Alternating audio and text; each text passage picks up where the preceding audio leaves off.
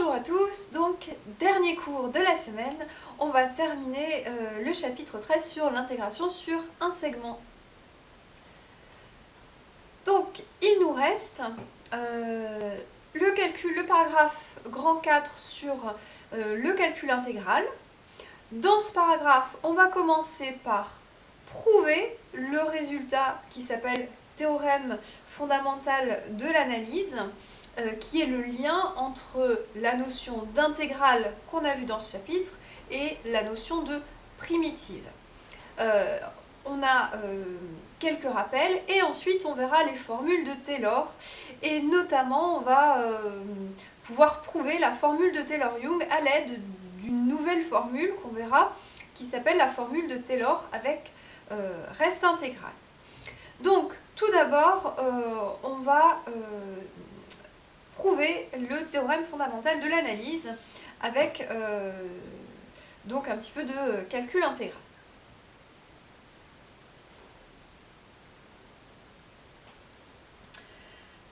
Donc grand 4, calcul intégral, petit 1, primitive d'une fonction continue sur un intervalle.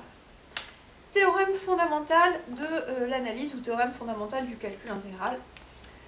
Soit petit f, donc une fonction continue sur un intervalle grand I. Soit petit a, un point de i. Alors, la fonction grand f, qu'on appelle fonction de la borne supérieure. Alors, qu'est-ce que c'est fonction de la borne supérieure?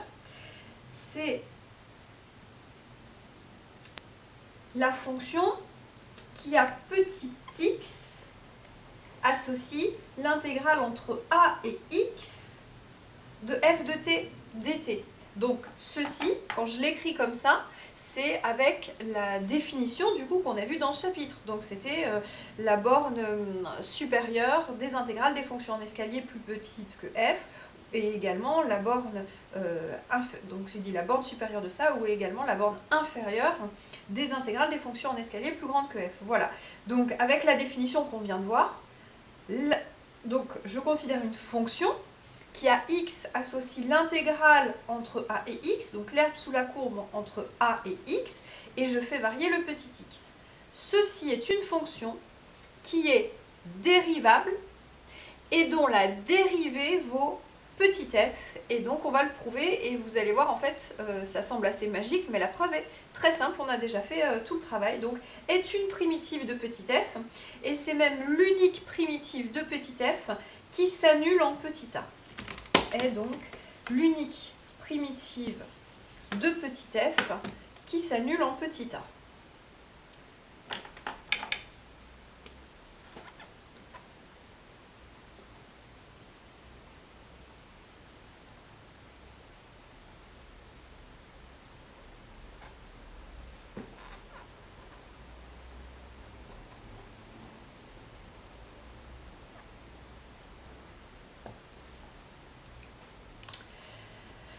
Le fait qu'elle s'annule en petit a, l'intégrale, donc c'est-à-dire il faut vérifier que grand f de petit a est égal à 0. Mais grand f de petit a, c'est l'intégrale entre a, et par définition, l'intégrale entre a et a d'une fonction, on a dit c'était 0.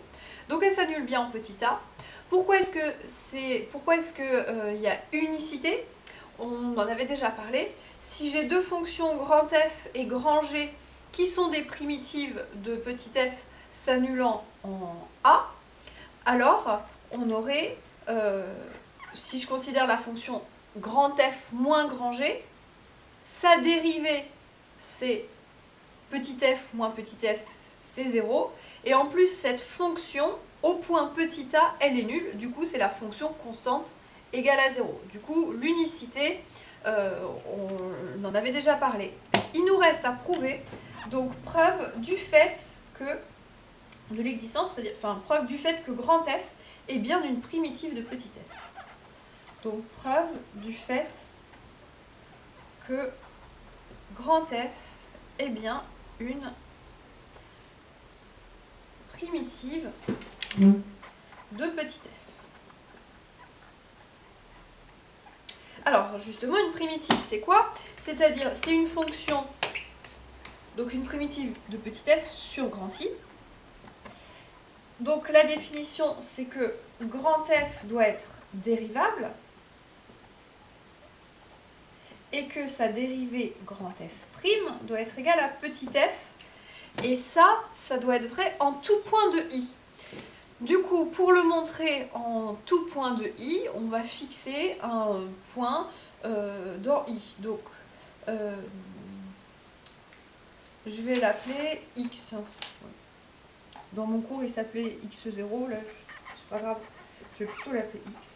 Soit x un point de i, pour calculer grand f' de x par définition, si grand f' de x, pour savoir si ça existe et pour le calculer, il faut calculer, par définition du nombre dérivé, c'est la limite du taux d'accroissement de grand F au point petit x. Du coup, il faut calculer la limite du taux d'accroissement de grand F en petit x.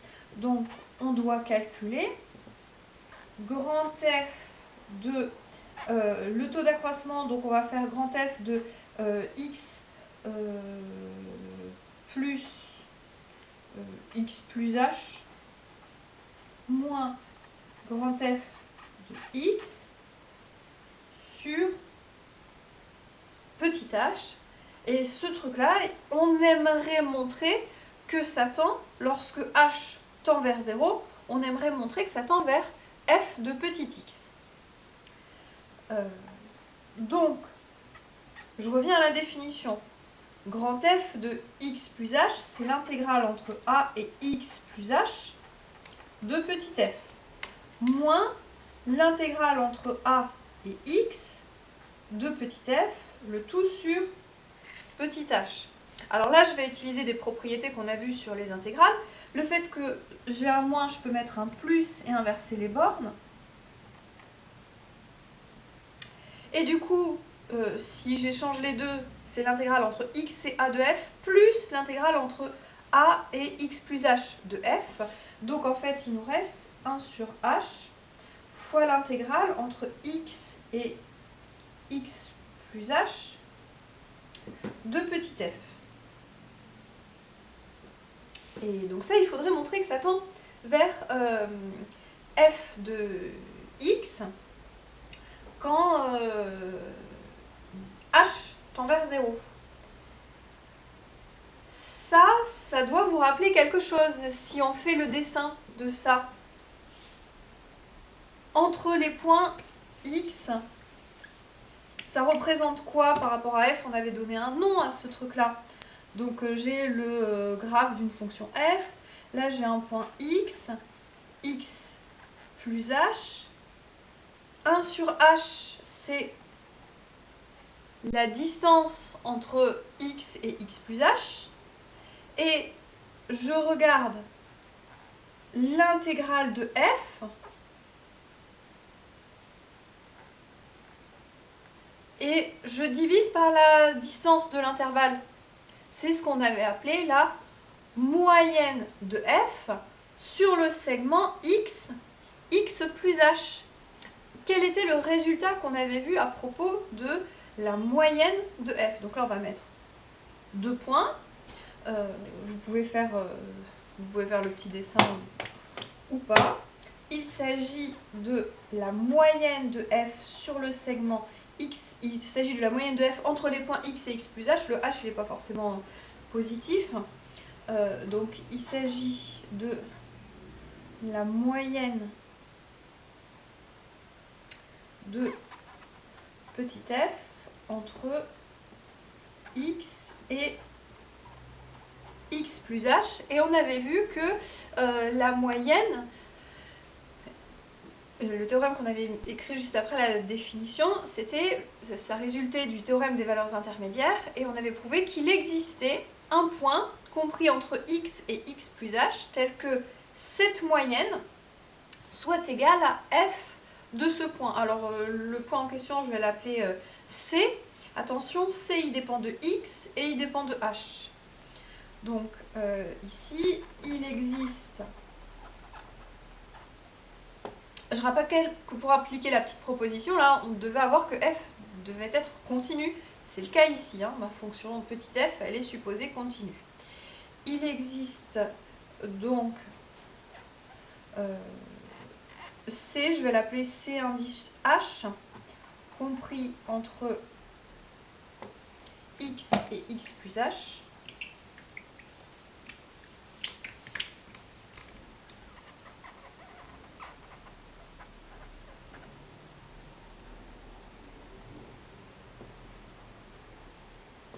Tel que, donc la quantité que j'étais en train de calculer,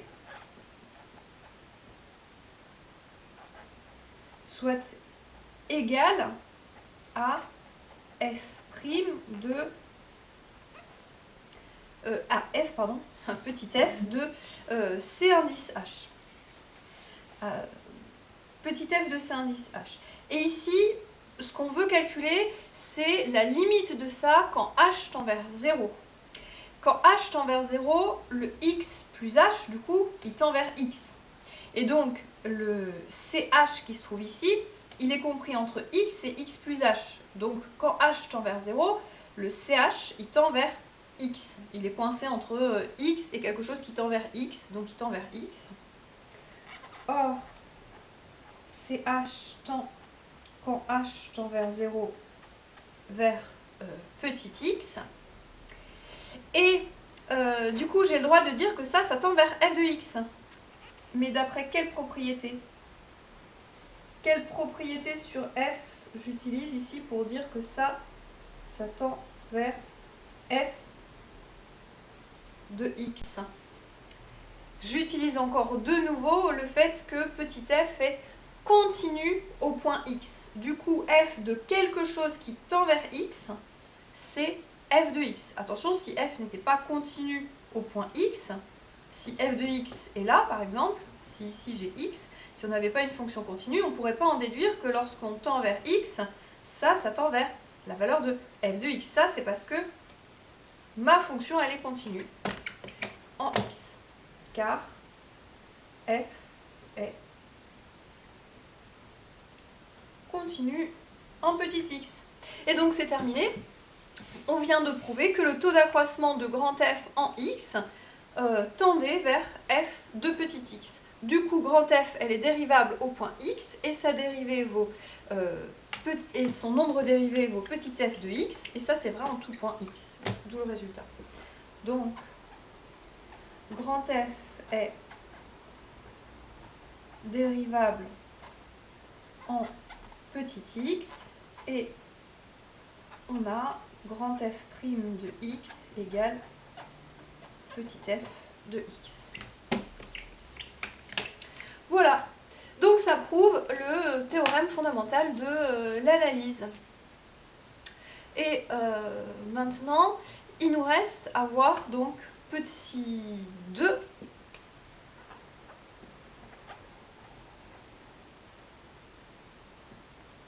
Rappel. Donc vous trouvez sur le poly le détail. Donc petit 2 rappel, voire poly.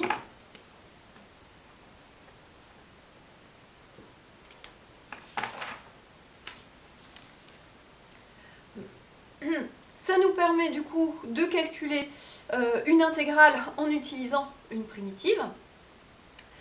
Et au passage, lorsque petit f est une fonction de classe C1, sa dérivée petit f' est continue, et donc j'applique la proposition du dessus, non pas avec petit f, mais avec petit f', et ça permet d'en déduire, pour une fonction de classe C1, le fait que l'intégrale entre a et b de petit f', c'est f petit f de b moins petit f de a, résultat qu'on réutilisera dans la suite. Vous avez le rappel de l'intégration par partie. Attention, avec deux versions, une égalité entre primitives, une égalité entre intégrales.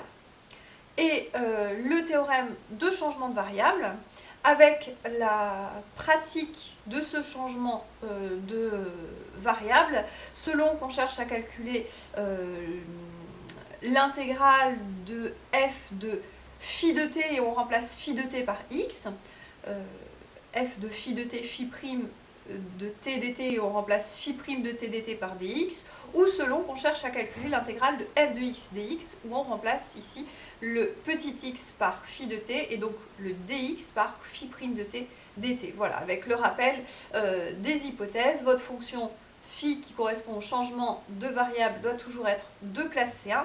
Et dans le deuxième cas, si je cherche à aller de la gauche ici vers la droite dans ce sens-là, il faut en plus imposer que phi est bijective, en plus d'être de classe C1.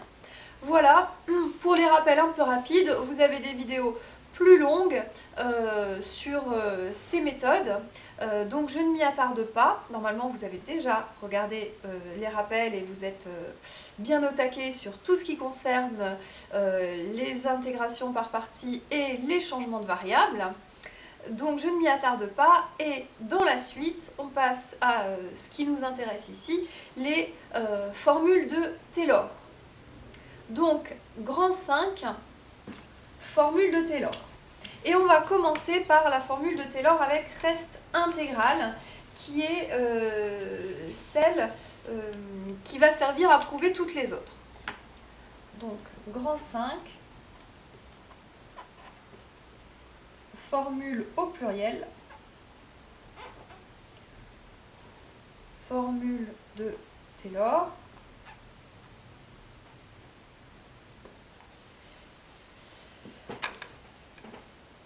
Et dans tout le paragraphe, grand I désigne un intervalle non vide de R non réduit à un point. Vous pouvez le rajouter ici peut-être, soit on va le rajouter là, grand I, un intervalle de R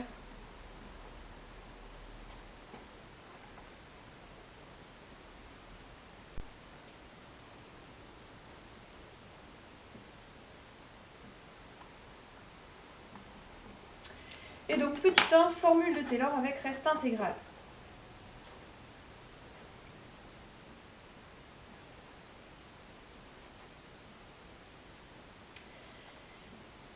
Comme vous avez pu le voir, même si j'ai supprimé le polycopier ici on ne le voit pas sur la vidéo, mais vous l'avez probablement sous vos yeux ou vous l'avez vu tout à l'heure, la formule de Taylor avec reste intégrale, d'ailleurs les trois formules de Taylor, sont dans le polycopier de cours, mais je vous conseille vivement de les réécrire par vous-même plusieurs fois pour bien vous en imprégner. Donc au moins la première ici, formule de Taylor avec reste intégrale, je vais la réécrire pour commenter, pour vous donner un petit moyen mémotechnique pour essayer de la retenir, et aussi on va la prouver pour la première en entier. Donc théorème.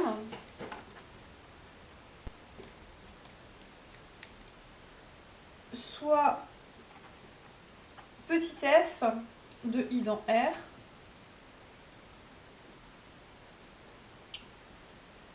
une fonction. Alors dans la formule de Taylor-Young que vous connaissez bien, on avait comme hypothèse que f devait être sur une fonction de classe Cn. Ici, la formule de Taylor avec reste intégrale, ça ne sera pas une approximation. C'est pas donc la formule de Taylor-Young, on peut du coup je vais remettre le poly. Voilà. Formule de Taylor-Young, vous avez ici f de x égale, donc si f est de classe Cn, f de x égale somme pour k allant de 0 à n des f km de a sur k factoriel x moins a puissance k plus un petit taux de x moins a à la puissance n. C'est celle-là que vous connaissez pour l'instant. Le plus petit taux de x moins a à la puissance n ici, c'est une approximation. Quelque part, c'est plus quelque chose qui est négligeable devant x moins a à la puissance n. Dans la formule de Taylor reste intégrale, il n'y a pas d'approximation, c'est vraiment une égalité et où on a toutes les informations sur la fonction, une égalité avec une intégrale donc. Et dans cette intégrale va apparaître la dérivée n plus unième de f. Donc ici, contrairement à la formule de Taylor-Young, pour la formule Taylor reste intégrale, ma fonction elle doit être de classe Cn plus 1. donc sa dérivée n plus unième doit exister et être continue. Et on va prendre aussi deux points A et X dans I. Alors, on a. Donc le début de la formule, c'est facile, c'est comme Taylor-Young. Donc au début, c'est f de x égale, et ça commence bien, ça commence pareil. Somme pour k allant de 0 à n, des f km, donc c'est-à-dire f dérivé k fois au point petit a, divisé par k factoriel, le tout multiplié par x moins a à la puissance k. Donc là, début comme pour Taylor-Young. Par contre, maintenant, ce qui va changer, c'est qu'on va rajouter ici plus une intégrale. D'où son nom, Taylor reste intégrale. Parce que du coup, le reste ici, ce qui nous reste, c'est une intégrale. Une intégrale entre... là, ça va être logique, l'intégrale, on n'a que deux points, a et x. Donc on va faire une intégrale entre a et x. Ce que je vous conseille de faire, c'est d'écrire... donc là, je vais vous donner un moyen pour retenir la formule, un moyen mémotechnique, qui n'est pas une preuve, après on va faire la preuve. Mais juste pour retenir la formule, là, vous réécrivez donc après, on va effacer des choses. Hein. Donc là, vous réécrivez le dernier terme, le terme pour k égale à n. Donc on aurait f nième de a sur n factoriel x moins a puissance n. Peut-être que d'ailleurs on mettra l'intégrale après. On réécrit le dernier terme. Et là, ce qui va changer, vous allez donc mettre ce que je viens d'effacer, l'intégrale entre a et x. Et comme j'ai intégré ici, c'est juste moyen mémotechnique. Hein, pour m'en souvenir, je fais l'opération contraire d'intégrer, je dérive une fois de plus ici le f qui est là. Donc ce sera f dérivé n plus une fois. Et ici, en fait, dt, on va intégrer en remplaçant tous les a par des petits t.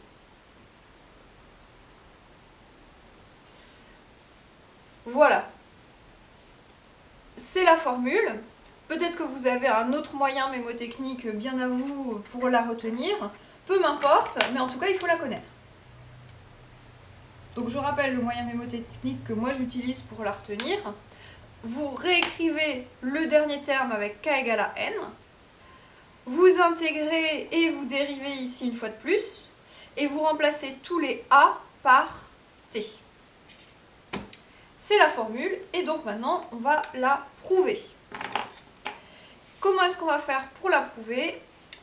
Lorsque n est égal à 0, f est une fonction de classe C1, donc si je remplace n par 0, et cette formule-là, ça donnerait quoi? Ça donnerait f de x égale, du coup là, il y a juste le terme pour n égale à 0, f de a, plus l'intégrale entre a et x de f' de t, n égale à 0, dt.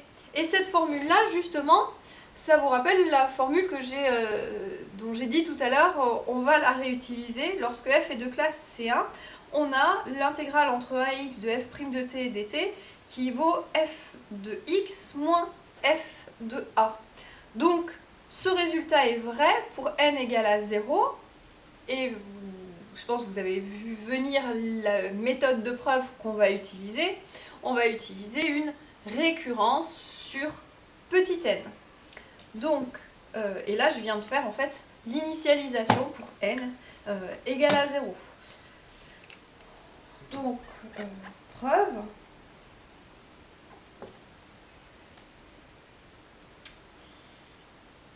Donc, on va fixer soit le a et le x, eux, ils sont fixés. Et on va montrer par récurrence la propriété par récurrence sur petit n appartenant à n. La propriété que je vais appeler Pn suivante, P de n suivante, deux points,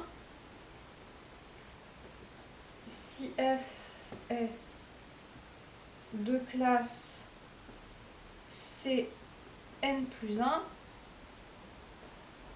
alors f de x égale, ça tombe bien, j'ai pas à le réécrire, moi, mais vous pouvez le réécrire une fois, deux fois, trois fois, un certain nombre de fois pour bien vous en imprégner. Donc ma propriété Pn de récurrence, c'est si f est de classe Cn plus 1, alors on a cette formule-là. Donc on commence par l'initialisation.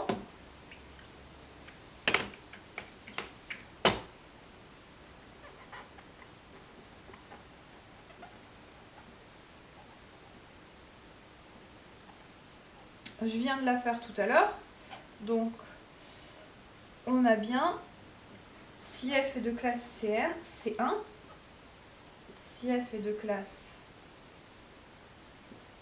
C1, on a bien f de x qui est égal à f de a plus l'intégrale entre a et x de f' de t dt.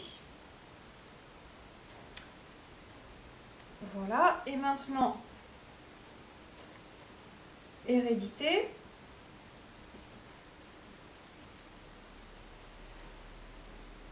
On suppose que Pn est vrai. Ah, dommage, j'aurais pas dû l'effacer, je vous l'aurais fait réécrire une troisième fois. On suppose que, sans la réécrire moi du tout, mais là je vais être obligée de la réécrire aussi. On suppose que Pn est vrai pour un certain n.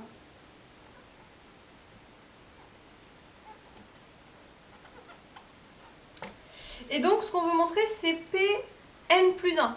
Donc dans Pn plus 1, on prend une fonction f qui est de classe Cn plus 2.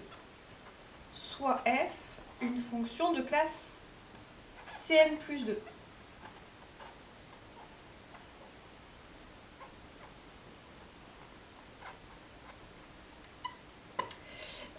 Si elle est de classe Cn plus 2, en particulier, elle est de classe Cn plus 1. De classe Cn plus 2, on peut mettre virgule, donc en particulier de classe Cn plus 1, donc je peux lui appliquer mon hypothèse de récurrence.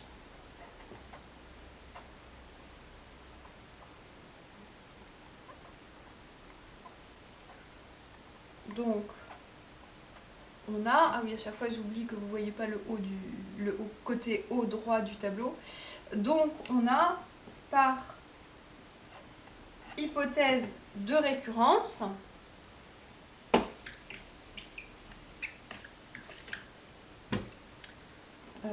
f de x égale somme pour k allant de 0 à n df km de a sur k factoriel fois x moins a puissance k plus l'intégrale entre a et x de fn plus unième de t sur n factoriel x moins t puissance n dt.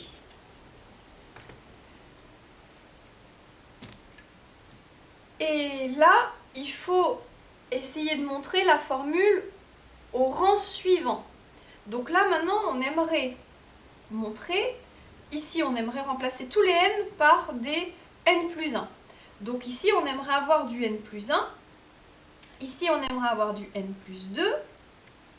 et ici du n plus 1, et là, ici, un n plus 1. Autrement dit, c'est un... Alors, ça, c'est déjà la somme jusqu'à n. Donc, ce qu'il faut, c'est lui rajouter un terme et modifier un petit peu cette intégrale-là. Mais justement, cette intégrale-là, la question qu'on va se poser, c'est donc, est-ce qu'elle est égale à... Il faudrait montrer qu'elle est égale à f de... Donc là, je dois rajouter le terme en n plus 1. Est-ce qu'elle est égale à f n plus unième de a sur n plus 1 factoriel fois x moins a puissance n plus 1 plus l'intégrale entre a et x de f dérivée n plus 2 fois de t sur n plus 1 factoriel fois x moins t puissance n plus 1 dt. C'est ça qu'on doit chercher à montrer. Donc là, gros point d'interrogation. Si j'arrive à montrer que cette intégrale-là est égale à ça, j'aurais montré Pn plus 1 et donc j'aurais montré la récurrence. Est-ce que ça ne vous fait pas penser à quelque chose? Une intégrale égale quelque chose ici, alors x moins a puissance n plus 1 par rapport au x moins t puissance... Si j'oublie le moins t ici, le lien entre xn et 1 sur n plus 1, x puissance n plus 1, c'est quoi? 1 sur n plus 1 fois x puissance n plus 1, c'est une primitive de x puissance n. Et là, j'ai la dérivée de ça. Ça doit vous faire penser à une formule. Ça doit vous faire penser à une intégration par partie. Donc en fait, dans la récurrence, pour prouver que Pn implique Pn plus 1, on fait juste une intégration par partie. Donc on va poser en fait la fn plus unième de t, celle-ci, on va la dériver. Et le x moins t puissance n sur n factoriel, celle-ci, on va la primitiver par rapport à petit t. Donc ici, on effectue, on va l'écrire,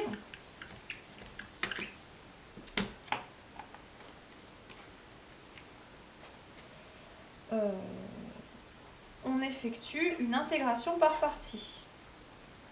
Je me permets, comme c'est dans le cours, je me permets d'écrire IPP, mais bien sûr, vous, dans votre copie, vous écrivez intégration par partie en toutes lettres, entre parenthèses IPP, et après, vous pouvez éventuellement utiliser ce symbole-là, mais après avoir écrit au moins une fois en entier ce que c'était. Donc, on effectue une intégration par partie. Donc, l'intégrale entre a et x de f n plus unième de t fois, on a dit, x moins t puissance n sur n factoriel dt égale. Donc, dans mon intégration par partie,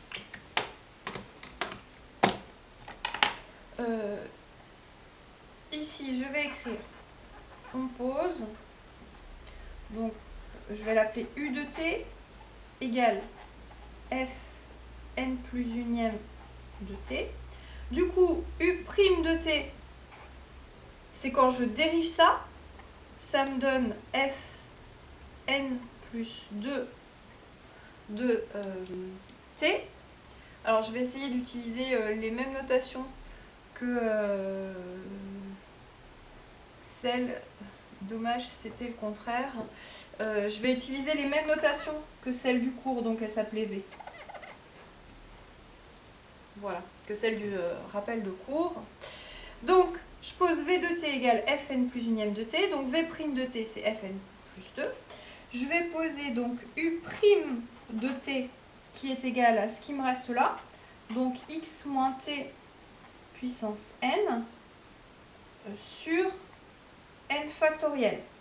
Et donc, je dois primitiver par rapport à t cette quantité-là. Alors, le 1 sur n factoriel, c'est une constante, il reste. Maintenant, il faut que je primitive par rapport à t le x moins t puissance n.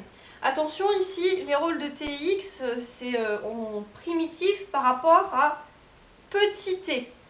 Donc le x ici c'est une constante et je primitive par rapport à t. Du coup, attention, il y a un moins devant le t. Si j'avais juste à primitiver t puissance n, une primitive de t puissance n, ce serait t puissance n plus 1 sur n plus 1. Tout simplement. Mais là, attention, il y a un moins devant. Donc, si j'écris juste cette quantité-là, x moins t puissance n plus 1 sur n plus 1, quand je vais dériver ça par rapport à t, ça va bien me donner, donc le n plus 1 va se simplifier avec celui-là, x moins t puissance n, mais il faut multiplier par la dérivée de ce qui est dans les parenthèses. Donc ça me donnerait ça multiplié par moins 1. Or, je veux primitiver le x moins t avec un plus devant. Donc, ici, je dois mettre un moins ici. Donc le résultat, c'est moins 1 sur moins 1 fois x moins t puissance n plus 1 sur, et ici, n plus 1. Si vous avez un doute, vous redérivez cette partie-là comme je viens de le faire à l'oral.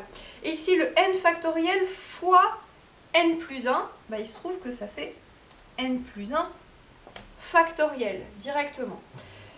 Donc, si je pose ça et que j'applique mon intégration par partie, donc une primitive de l'intégrale, ici c'est la version intégrale, l'intégrale entre a et x de v de t fois u' de t, c'est égal à, je prends les deux primitives, donc je multiplie ça avec ça,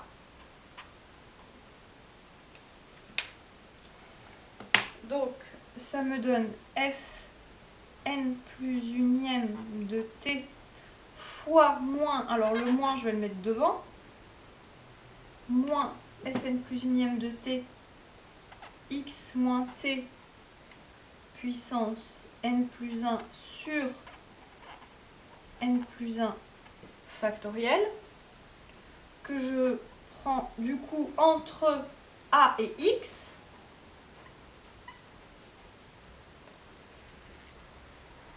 moins l'intégrale entre a et x des deux fonctions que j'écris là. Alors comme il y a un moins ici, ça tombe bien, on va avoir un plus. Et ici, on trouve fn plus 2 de t fois x moins t puissance n plus 1 sur n plus 1 factoriel dt. Et donc là, on voit bien apparaître l'intégrale qu'on recherchait. Maintenant, il faut juste vérifier que cette quantité-là, c'est bien la quantité qui nous intéressait. Donc, je vais effacer ça parce que j'en ai plus besoin. Et je vais continuer mon calcul ici. Égale ça, cette fonction-là, il faut remplacer petit t par x. Si je remplace petit t par x, ici j'ai du x moins x, ce qui va faire 0. Donc en fait, la valeur de cette fonction en t égale à x, c'est 0. Moins la valeur de tout ça lorsque t égale à a. Donc j'ai un moins ici, donc ça va faire plus la valeur de ça lorsque t égale à a, ça fait fn plus unième de a, x moins a puissance n plus 1 sur n plus 1 factoriel, et ça fait bien le terme qu'on recherchait.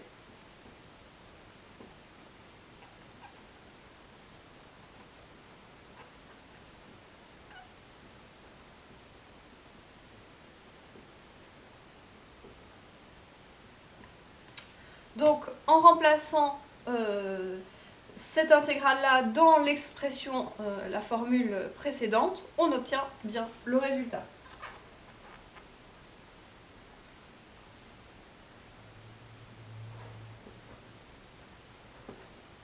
En remplaçant cette intégrale dans l'expression de f de x, on obtient bien cette intégrale dans l'expression de f de x on avait f de x égale somme pour k égale à 0 des fkm de a sur k factoriel fois x moins a puissance k plus cette intégrale là, et donc je remplace cette intégrale et ça me donne, on obtient que Pn plus 1 est vrai.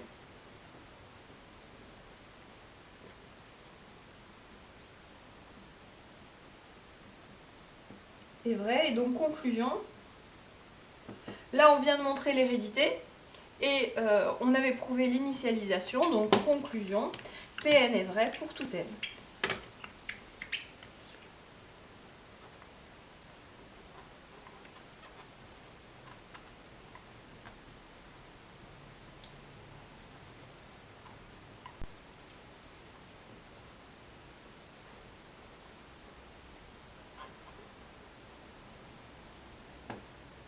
Voilà, donc ça prouve la formule de Taylor avec reste intégral.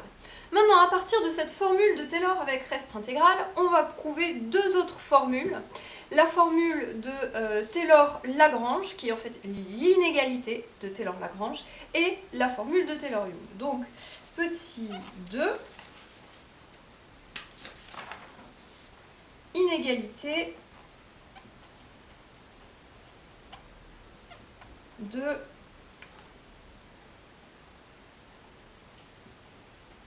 Taylor-Lagrange. Alors, je vais la recopier quand même, parce que c'est la première fois que vous allez la voir. Donc, je pense qu'il faut l'écrire, vous, au moins une fois déjà, avant de pouvoir espérer pouvoir l'utiliser. Donc, nos hypothèses, c'est comme pour la formule de Taylor reste intégrale. On a une fonction f de classe Cn plus 1. On prend deux points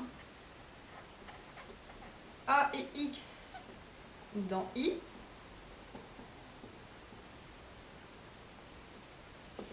Alors,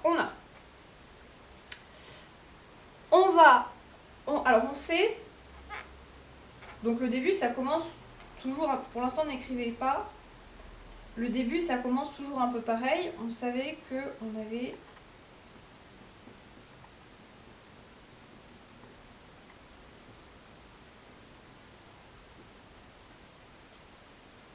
et j'ai pas assez de place en plus, donc je vais écrire plus par là et un peu plus petit.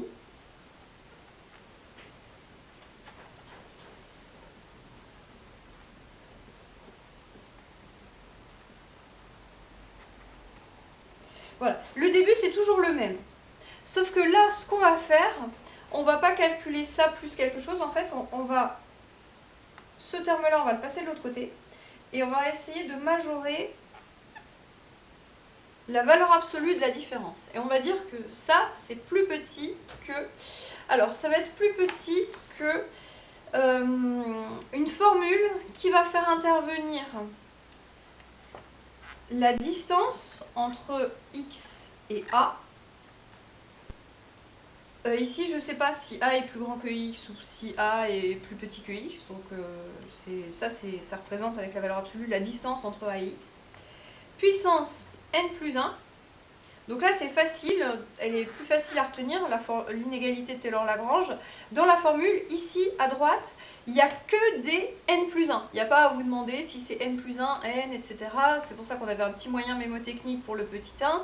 Là, c'est du n plus 1 partout, donc il faut juste retenir que c'est Donc du coup, réécrivez le dernier terme, là, ici. Je vais l'écrire, mais je vais mettre le x moins a, pas le dernier terme, celui qui suivrait, pardon, du coup, celui avec des n plus 1. X moins a puissance n plus 1 sur n plus 1 factoriel, f dérivé n plus une fois en a, sauf que ce qui va changer, ça ce serait le terme d'après. celui avec du n plus 1. Ce qui change ici, cette quantité-là, ça c'est des valeurs absolues, cette quantité qui est là, il faut absolument que ce soit positif. Donc ici, en fait, je rajoute des valeurs absolues là. Je rajoute aussi des valeurs absolues autour du f n plus unième. Et ça va pas être f n plus unième au point A, en fait, ça va être la borne supérieure de f n plus unième de t lorsque t est compris entre A et x. Voilà, alors je sais pas si on voit bien. Je vais l'afficher du coup, ce version polie. Donc ça c'est plus petit que, comme ça vous le verrez bien, valeur absolue de x moins a puissance n plus 1 sur n plus 1 factoriel fois la borne supérieure de l'ensemble des f n plus unième de t, où le t, il est compris entre a et x. Si vous remarquez, il y a une petite subtilité, il y a une virgule entre le a et le x. Ce serait le segment AX si x est plus grand que a, et le segment XA si x est plus petit que a. Donc ça, c'est juste... voilà, je ne distingue pas les cas, mais c'est AX ou XA si jamais c'est si le x il est plus petit que a. Voilà. Et donc, cette formule-là, pour la prouver, on va utiliser la formule de Taylor reste intégrale. Ça tombe bien, on a les mêmes hypothèses. On a f une fonction de classe Cn, donc on peut utiliser directement la formule de Taylor reste intégrale et obtenir que la différence entre cette quantité-là et celle-ci, c'est une intégrale qui se trouve là. Et l'intégrale qui se trouve ici, qu'est-ce qu'on va faire? Valeur absolue de cette intégrale-là. Systématiquement, méthode qu'on a vue juste avant, juste dans la preuve précédente, valeur absolue d'une intégrale, si je cherche à mesurer ça, je dis que c'est plus petit que l'intégrale de la valeur absolue. Sauf que si j'écris intégrale de la valeur absolue, il faut faire attention, les bornes a et x, il faut qu'elles soient dans le bon ordre. Donc là, je vais être obligée de distinguer deux cas, selon que a est plus petit que x ou selon que a est plus grand que x. Donc ici, il faut distinguer deux cas. Et qu'est-ce qu'on va faire ensuite de cette intégrale-là? Ce truc-là, déjà, ce sup-là, est-ce qu'on peut imaginer le poser comme égal à petit m? Et pourquoi est-ce qu'il existerait on sait que la fonction f, elle est de classe Cn plus 1, donc la dérivée f n plus unième, elle est continue, donc elle est continue sur le segment AX. Donc ça existe bien.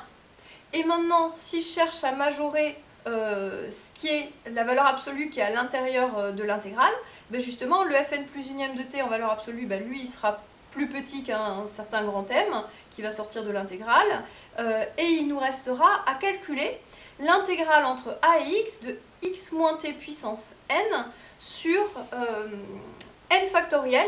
Et ça, en fait, ben, vous êtes capable de le calculer, on l'a déjà fait tout à l'heure, là, quand on a fait notre intégration par partie, on avait obtenu justement moins x moins t puissance n plus 1 sur n plus 1 factoriel. Voilà, et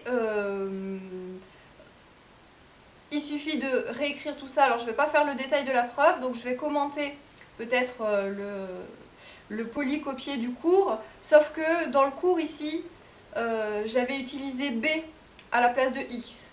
Donc si vous voulez détailler la preuve, il faut imaginer...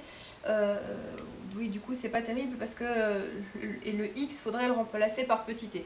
Donc, voilà, je vais directement ici, et là, vous imaginez qu'à la place du b, c'est un petit x, et là, c'est un t.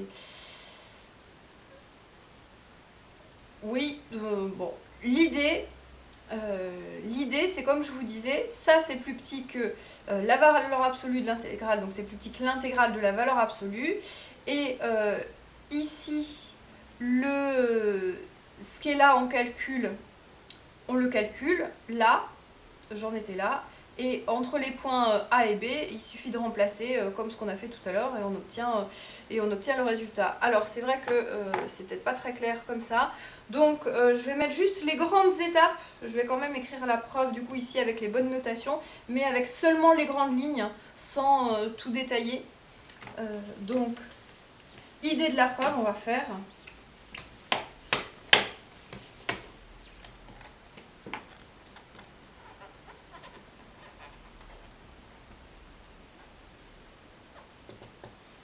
Donc on pose grand M égale le sup pour t compris entre a et x de f n plus unième de t, et entre parenthèses existe car f n plus unième est continu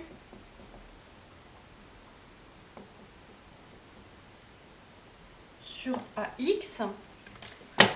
Fonction continue sur un segment est borné. On a alors, d'après la formule de Taylor, reste intégrale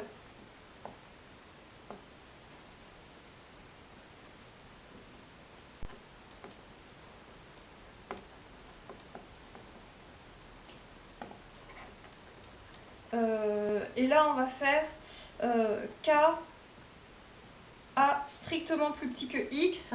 L'autre cas se traite de la même manière.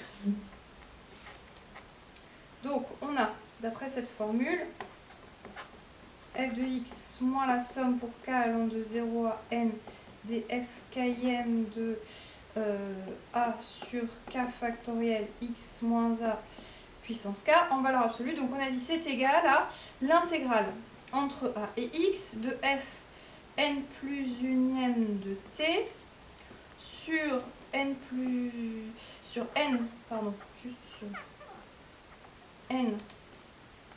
factoriel x moins t puissance n dt. Voilà.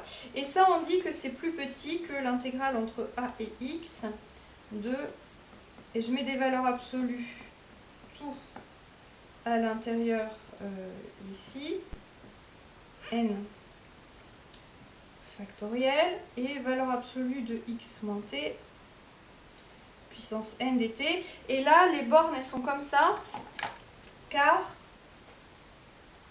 le a, il est strictement plus petit que x.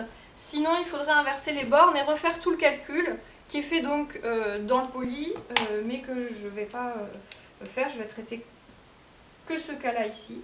Et donc, on a dit toute cette partie-là, du coup, c'est plus petit que grand M. Et là, le t, il est compris entre a et x. Du coup, il n'y a pas besoin des valeurs absolues. C'est x moins t puissance n. Donc, et qui est positif. Donc ça, c'est plus petit que m. Tout ça, c'est plus petit que m x moins t puissance n sur n factoriel. Et donc, par croissance de l'intégrale, tout ça, c'est plus petit que l'intégrale entre a et x de m x moins t sur n factoriel.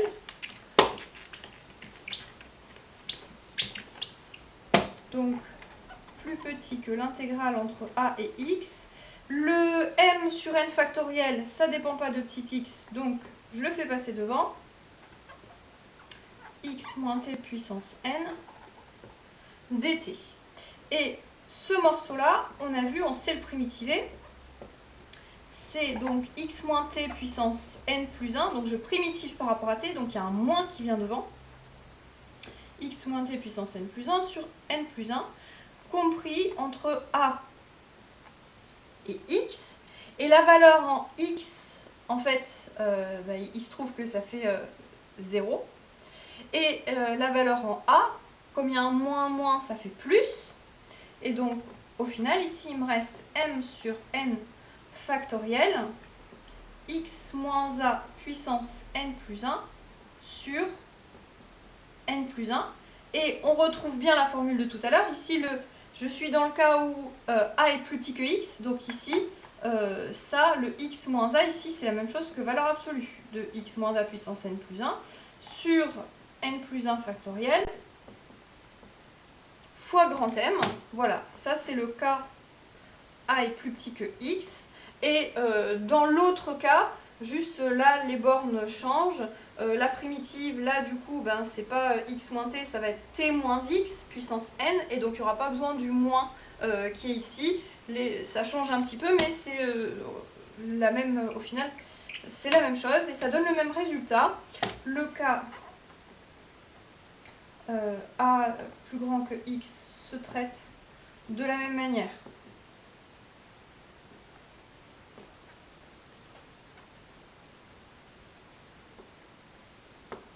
Voilà, donc ça prouve l'inégalité de Taylor-Lagrange et il nous reste petit 3 à prouver la formule de Taylor-Young.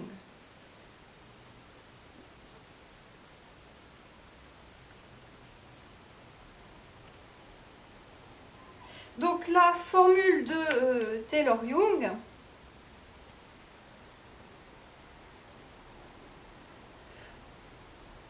vous la connaissez déjà bien, voilà, donc, et voire poli, et là en plus,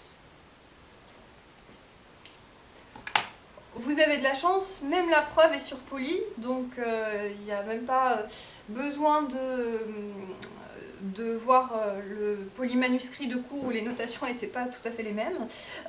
Donc la formule de Taylor-Young, pour la prouver, c'est simple. On part donc là, ici, pareil, je traite que le cas où A est strictement plus petit que X. L'autre cas se traite de façon similaire. On part de la formule de Taylor reste intégrale. Parce que si j'ai une fonction qui est de classe Cn, par contre, dans la formule de Taylor reste intégrale, je peux aller que jusqu'au ici n-1. J'applique la formule de Taylor reste intégrale, mais non pas avec n, avec n-1, enfin avec un cran en dessous, vu que là j'ai une fonction qui est seulement de classe Cn, au lieu d'être de classe Cn plus 1. Donc ici la somme elle va jusqu'à n-1, et je remplace tous les n par des n-1. Donc ça c'est ma formule de Taylor avec reste intégrale, lorsque on a remplacé n par n-1. Et maintenant, cette partie-là, évidemment, on l'a fait passer de l'autre côté. Et on l'a fait passer de l'autre côté en rajoutant, nous ce qu'on veut c'est le terme avec juste que le n aussi, le petit n ici. Donc ici j'ai retranché aussi le terme pour k égale à n. Donc là vous voyez bien la somme elle va pas jusqu'à n-1, elle va jusqu'à n. Donc j'ai retranché cette somme là et j'ai aussi retranché le terme pour k égale à n. Et maintenant je vais faire un petit peu l'opération inverse de celle que j'ai fait tout à l'heure. Ici, qu'est-ce que j'avais fait là, ici, dans mon petit calcul là? J'ai prouvé en fait que x moins a puissance n plus 1 sur n plus 1, c'était égal à l'intégrale entre a et x de x moins t puissance n dt. Donc, et ça c'était vrai pour tout n. Donc x moins a puissance n sur n, avec ici juste le x moins, on va mettre juste x moins a puissance n sur n, c'est l'intégrale entre a et x de x moins t puissance n moins 1. Et c'est ce que j'ai utilisé ici. Déjà vu dans la preuve précédente, x moins a puissance n sur n factoriel, c'est égal à cette intégrale-là. Et du coup, le x moins a puissance n sur n factoriel, ici, là, je le remplace. Ce qui fait que j'ai la différence entre deux intégrales. Et je peux regrouper ces intégrales en une seule, avec le x moins t puissance n-1 sur n-1 factoriel qui vient en facteur. Et on a dit toujours, si je cherche à majorer la valeur absolue d'une intégrale, je dis que c'est plus petit que l'intégrale de la valeur absolue. Donc ici, on a a strictement plus petit que x, donc là les bornes sont bien dans le bon sens, il n'y a pas de souci. J'ai aussi ôté les valeurs absolues autour du x moins t, parce que t il est compris entre a et x, donc il est plus petit que x, donc je peux ôter les valeurs absolues ici autour du x moins t. Et il nous reste le f énième de t moins f énième de a. Et là je vais juste utiliser le fait que la fonction fn, f énième, elle est continue. Donc si elle est continue, quand t est proche de a, fnième de t est proche de fnième de a. Et tout ça, c'est plus petit qu'en fait qu'un certain epsilon. Je sors l'epsilon de l'intégrale et il me reste plus qu'à calculer l'intégrale entre ax de x moins t puissance n-1 sur n-1 factoriel qu'on sait déjà calculer. En fait, on sait que c'est x moins a puissance n sur n factoriel. Donc ici, il ne me reste plus que epsilon fois x moins a puissance n sur n factoriel. Et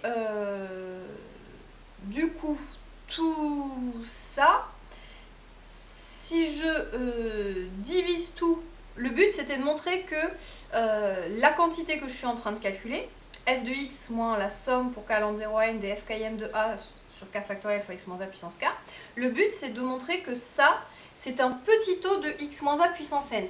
Par définition, un petit taux de x moins a puissance n, c'est quelque chose tel que quand je le divise par x moins a puissance n, ça tend vers 0. Donc cette quantité-là, je la divise maintenant par x moins a puissance n. Les x moins a puissance n se simplifient et il ne me reste plus que du epsilon sur n factoriel.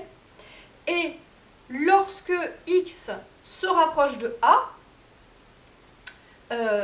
du coup, en fait, quel que soit epsilon positif, pour x suffisamment proche de a, cette quantité-là est plus petite que epsilon sur n factoriel. Donc, quand epsilon tend vers 0, cette quantité-là tend vers 0. Voilà.